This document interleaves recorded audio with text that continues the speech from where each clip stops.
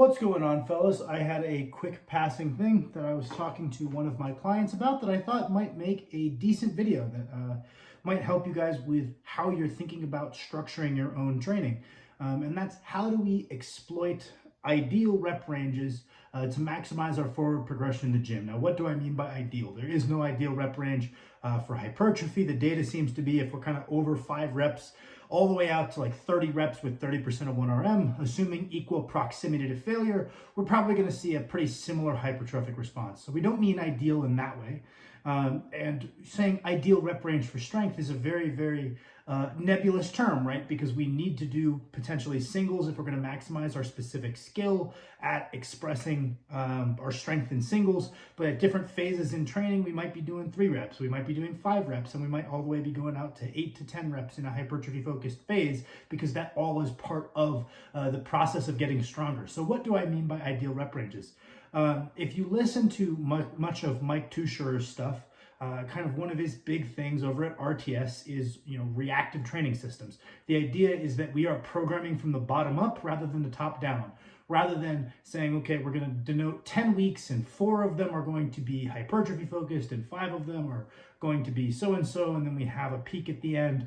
Instead of doing that and assuming that we know the adequate prescriptions ahead of time and then throwing that at the body and seeing how that responds, it's more so using the previous week's response to training to inform the prior. So bottom-up programming, we give our body a stimulus and then we make our future training decisions based on how the body reacts to that stimulus, right? And the kind of the principle is that it's a bit arrogant to say that we're going to know exactly how a body is going to respond to a given training program. So we use the response to gauge our future actions, right? And within this, I think Mike T has talked about this. I want to say it was Steve Denovi who talked about this.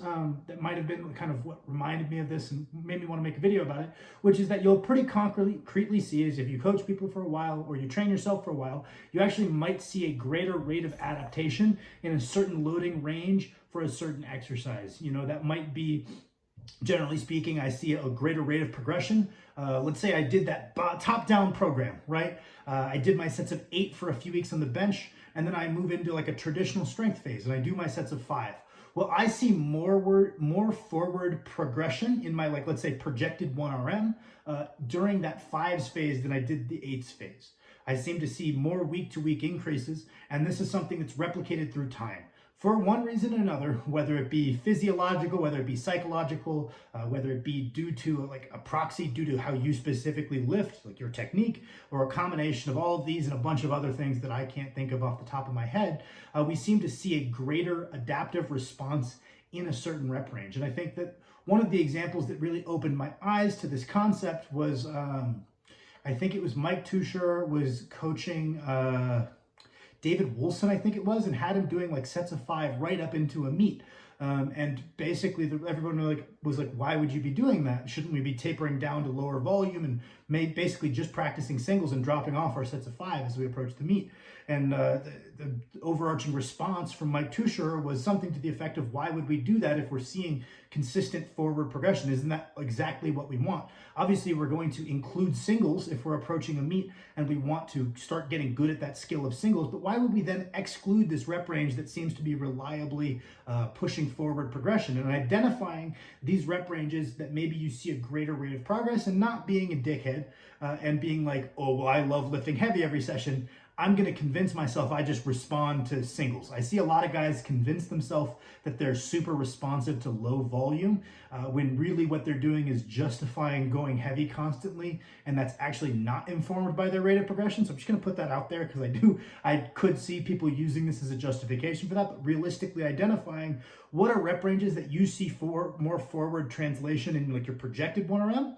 Obviously, we need to include that skill practice if we want to prepare for a test, but where are we actually seeing that rate of progression? Do you find that in that, let's say 5 to 8 range, you do see forward progression the whole time you're training that in your projected 1RM? And then when you move to 5s and 3s and doubles, it's almost just matching the same projected 1RM. You feel like you're, encroaching upon that peak of the 1RM, but you're no longer moving that 1RM forward potentially.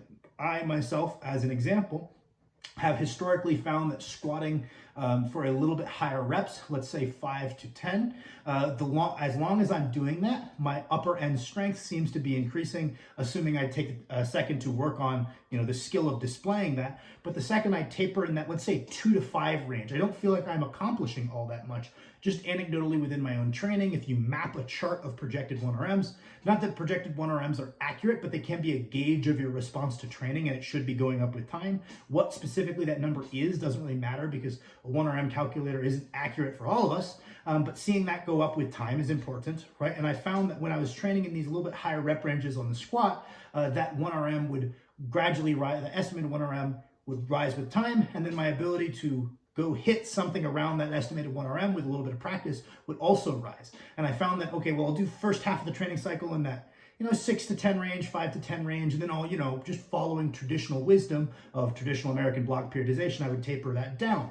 And I didn't feel like I was getting any stronger for the whole latter half of that training cycle. And I didn't think I was getting that good at displaying it either. I don't think I need that much practice. So it almost felt like there was 3 to 4 weeks that I was spending without getting significantly better. And then on the other side of the coin, maybe on my bench press, going past 5 reps for my top sets didn't seem to yield that same consistent returns to my upper end strength week to week, right? So I think that we can identify these as different things. I want to say it was Steve Denovi talked about like how he had a lifter that just seemed to be really responsive to like sets of 8 and 9 on the sumo deadlift. And rather than digging super deep into why, we're just going to exploit that means of progression and spend a greater percentage of our training cycle focusing on this rep range than we would if we didn't have this information. So I hope this was relatively interesting. I feel like this is one I probably should have planned out ahead of time. Thank you for watching. I'm probably going to do a second video this evening. If you guys don't like the 2 videos and you feel it feels spammy, please let me know. I can just delay it till tomorrow. I know that on Instagram, posting twice in a day seems to be pretty frowned upon as you're spamming people's feed or something. So please let me know if that is the case here on YouTube. Thank you for watching.